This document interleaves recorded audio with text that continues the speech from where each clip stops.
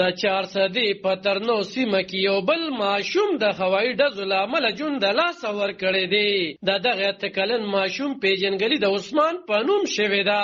د ماشوم پلار دلاور وایي چې تېره ورځ یې کلي ته په جنج ځینې کسان راغلي وو او هوایي ډزې یې کولې چې ولاړ د ده زوی د دغه ګولو ښکار شو او په موقع مړ شو. په دې کې چې دی نه بس ډزې مزې ما کور واورېدې، بس ما خو یې زه ودونه مدونه دي نو بس ما پرې پروا نه کړه. دا ماشوم زما چې کوم دی دغه جنګ له تللی وه او داسې پیرنګ پکې شوی، خو پیرنګ چې کوم دی اوی نه دی شوي. اوی مطلب دا دی چې بره ونیسي نو اوی شي. دا ګز ماشوم دی غالبا نیم ګزه د اوه اتو کالو دی او په هغې کې چې دی لکه یو دښمن ته چې سړی تماچه نیغه کړي نو بس دقسې په کس باندې چې دی ورته تماچه نیغه کړې ده او لاندې ورته نیولې ده او بس ماشوم یې چې دی نه ایښتی دی. اوس زما دا درخواست دی چې زه خو ډېر بېوسه یم او ډېر کمزور یم. زما حکومت ته دا خواست دی چې بس زما په ځای باندې انصاف وشي او پوره کاروي دې وشي. دا زما د زړه ټوټه وه، دا زما ډېره پخوانو باندې لویه کړې وه او ډېر بېځایه د یو خرمسته بنده د لاسه چې کوم دی لاړ و.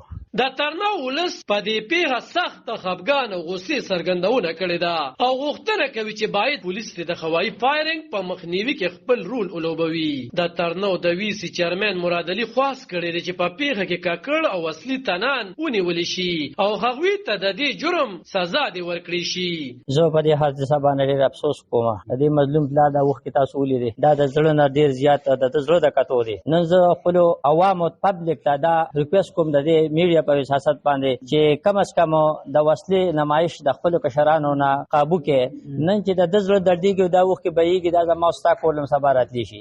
نن دلته یو ماتم دی، دې خو راغې اوی ډزې وکړې جنجو د لږ ساعت خوشحالي و په هغه باندې ما خوشحالي غم کړل او دلته هم دونه غم پرېښود چې دا ټول عمر کې د ده زړه دا داغ نه ختمېږي. زه د خپل طرفه ډي پي او صاحب ته چې کوم دی د دې میډیا په سیاست وایم چې ته په دې کې فورن افسر دی زمونږ د علاقې دې کې ایکشن والا او پوري چې کوم دین دا یوازې ترناب خبر نه ده، دا غون ډسټریکټ خبره ده. دا ستاسو ډیوټي ده ډي پی او صاحب چې خپل تانو هلیکارو ته وایا چې په دې کې پوري ایکشن والی او دا چې کوم دې مخنیوي کی. د دې نه وړاندې خو په هوایي ډزو په درزونو تنان وجلي شوي دي، بل خو پولیس په دې اړه د دریز ورکولو نه ډډه کړې ده. خو په یو خورشي پریس ریلیز کې پولیس دعوه کړې ده چې دوی په پیښه کې 15 تنان نیولې دي او عدالت ته به وړاندې کوي. خو سوال دا دی چې آیا د دلاور بې ګناه وجل شوی زوی ته به انصاف ورکړي شي کو نه دغه د هوایي فایرنګ لړۍ به روانه وي. دویم دا چې د هوایي فایرنګ مخنیوي به څنګه کولی کیږي او دریم دا چې پولیس د هوایي فایرنګ مخنیوي لپاره